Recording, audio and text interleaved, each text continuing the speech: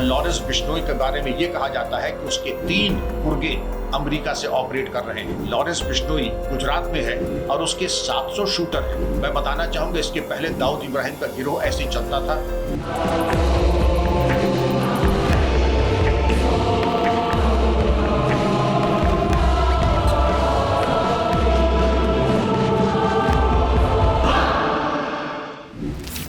Lawrence Bishnoi gang अब दाऊद इब्राहिम की तरह अपने अपराधों का साम्राज्य खड़ा कर रहा है। हाल ही में एनसीपी नेता बाबा सिद्दीकी की हत्या से जुड़े कई खुलासे हुए हैं, जिनमें लॉरेंस बिश्नोई गैंग का नाम सामने आया है। आइए जानते हैं कैसे लॉरेंस बिश्नोई और उसका सिंडिकेट दाऊद इब्राहिम की तरह देश विदेश में अपना नेटवर्क फैला चुका है। लॉरेंस बिश्नोई गैंग पिछले कई सालों से पूरे देश में संगीन वारदातों का अंजाम दे रहा है। इस गैंग ने दाऊद इब्राहिम की राह पर चलते हुए छोटे मोटे अपराधों से शुरुआत की थी, लेकिन अब यह गैंग पूरे उत्तर भारत और दूसरे देशों में अपना साम्राज्य फैला चुका है।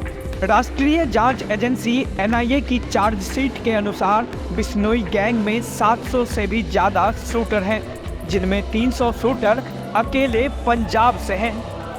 यह गैंग अब केवल भारत तक ही सीमित नहीं है। बिश्नोई गैंग का नेटवर्क अब रूस, अमेरिका, पुर्तगाल, UAE और अजरबैजान तक फैल चुका है।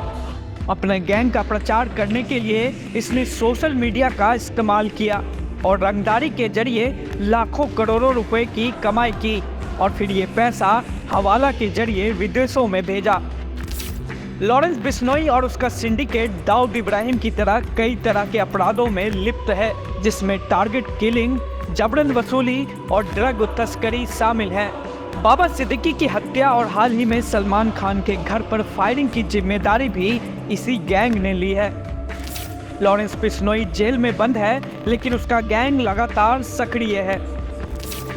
अब सवाल उठता है कि इस गैंग को कौन चला रहा है। रिपोर्ट्स के मुताबिक लॉरेंस बिश्नोई का सबसे करीबी गोल्डी बरार कनाडा, पंजाब और दिल्ली में गैंग की गतिविधियों को संभालता है।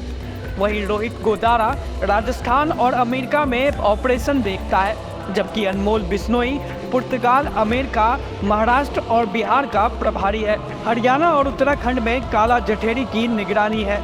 हालांकि यह पूरा गिरोह जेल में बंद लॉरेंस बिश्नोई को रिपोर्ट करता है।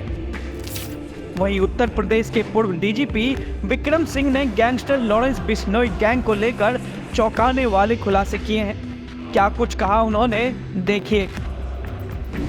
ये स्थिति अत्यंत चिंताजनक और भयावह है। मुंबई के पॉश इलाके में एक पूर्व मंत्री, पूर्व विधायक, जिनका बेटा भी या तो विधायक है या पहले था, और जिसने अपने जीवन भय के बारे में चिंता बताई थी। कुछ सुरक्षा मिली थी, बताया जाता है 2 कांस्टेबल्स मिले थे या Y कैटेगरी मिली थी। उसके बावजूद अगर हत्या हो जाती है और बाहर से आए हुए 3 पेशेवर हत्यारे, जिसमें एक है धर्मराज, दूसरा है करनैल सिंह, एक हरियाणा का और एक उत्तर प्रदेश का, 9mm पिस्टल्स का इस्तेमाल किया जाना। 9mm पिस्टल्स या तो चाइना की ओरिजिन की होती हैं या फिर FM ब्राउनिंग की होती हैं। खतरनाक हथियार जो केवल पुलिस फोर्सेस वगैरह को दिया जाता है, और उसकी इतनी पावरफुल मार होती है कि कमर के नीचे भी लगे तो जिसको मारा जाएगा, अगर वाइटल पार्ट पे नहीं भी लगी तो रक्तस्राव यानी हेमरेज से भी उसकी मौत होने की संभावना रहती है।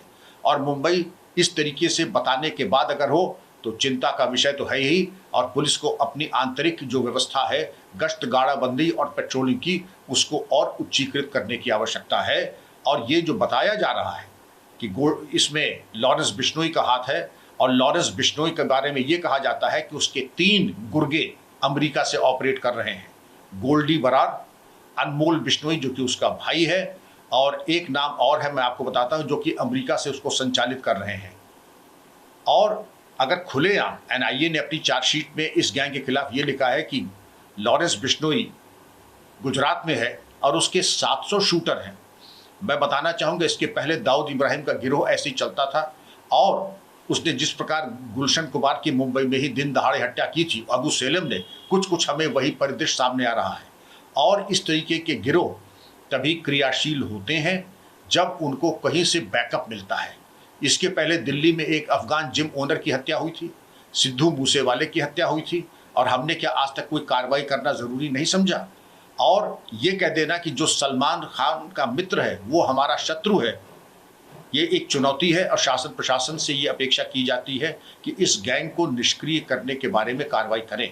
अभी ये भी बताया जाता है कि कनाडा में एक सिंगर की हत्या इस गैंग के द्वारा की जा चुकी है। तो यह तो हम कह दें कि आपने आत्मसमर्पण, जब मैं आप कह रहा हूँ तो शासन प्रशासन ने आत्मसमर्पण कर दिया है, या फिर आप गंभीर नहीं हैं। समय आ गया है कि गंभीर होकर के इस तरीके के अपराधियों और गिरोहों को नेस्तनाबूद करें, और 1-2 फुट सोल्जर्स पैदल सिपाही पकड़ने से काम नहीं चलेगा। गैंग के पीछे ज़रूर किसी विशिष्ट व्यक्ति का या संगठन का हाथ है, क्योंकि बिल्कुल संगठित अपराध के एक शीर्षस्थ गिरोह की तरह क्रियाशील हो रहा है। एक बड़ा अहम सवाल है सर, जैसे कि आपने जिक्र किया जिन पिस्टल्स का इस्तेमाल अशरफ के साथ भी किया गया था, उसमें भी 3 लड़के आए जो कि काफी यंग एज के थे। सेम सिचुएशन यहाँ, जैसे कि हाई टेक पिस्तौलों का इस्तेमाल किया गया था। तो क्या कुछ सिमिलरिटीज देख रहे हैं आप इन चीजों में? क्या मैं ये देख रहा हूँ कि हथियार हवा से नहीं आते। 9mm की ब्लैक में भी, असली अगर देखें मार्केट में प्रोहिबिटेड बोर्ड है, मिलेगा नहीं, लेकिन ब्लैक में भी बताया जाता है कि 10 लाख से कम नहीं आता है। अगर अतीक के केस में आए थे वो भी अत्यंत आपत्तिजनक था। पुलिस कस्टडी में इस प्रकार की हत्या अत्यंत आपत्तिजनक और निंदनीय है। इसके ऊपर भी बहुत प्रभावी कार्रवाई, और जो भी पुलिस ड्यूटी एस्कॉर्ट में थे, हालांकि जुडिशल कमीशन और एक कमीशन ने उसमें कोई त्रुटि नहीं देखी, लेकिन मेरा इसमें मतभेद है।